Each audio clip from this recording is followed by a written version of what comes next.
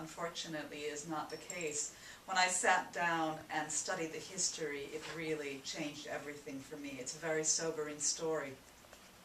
In 1612, 7 women and 2 men from Pendle Forest were hanged for witchcraft at Lancaster, based on evidence given by a 9-year-old girl and her brother, who appeared to have suffered from learning difficulties.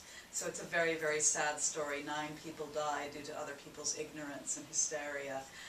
And I was most attracted to the woman who died in prison before she even came to trial. And this was Mother Demdike, the most notorious of all the witches. She was the ringleader.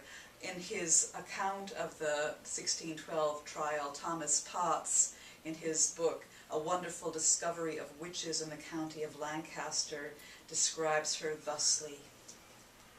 She was a very old woman, about the age of 80 years, and had been a witch for 50 years. She lived in the forest of Pendle, a vast place, fit for her profession.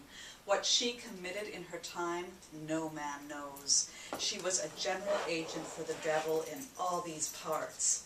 No man escaped her or her furies. For an 80-year-old lady, she really had made an impression on people. And reading these transcripts against the grain, I was really impressed about how her strength of character stood out in this document that was written to vilify her. And I knew then that I had to write a book about her. So I'll start reading. A little bit will overlap somewhat with the video, but I'm going to read longer than what I could fit into this 6.5-minute video to give you a better sense of her character and what a strong woman she was. This is set in 1610, 2 years before the trial. See us gathered here. 3 women stood at Richard Baldwin's gate.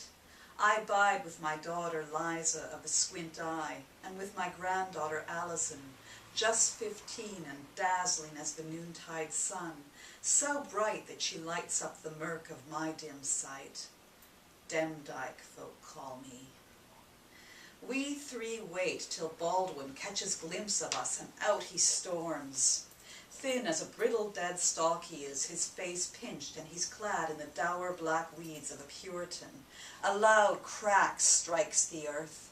It's a horsewhip he carries. Whores and witches, he rails, shrill enough to set the crows aflight. Get out of my ground. Slashes of air hit my face as he brandishes his whip, seeking to strike fear into us. But it's his terror I taste as I step forward. We've only come to claim what is ours by right. Whores and witches, he taunts again, yelling with such bile that his spit sprays me. I will burn the one of you and hang the other. I take another step forward, forcing him to back away. The man's affright, I'll so much as breathe on him. I care not for you, I tell him. Hang yourself.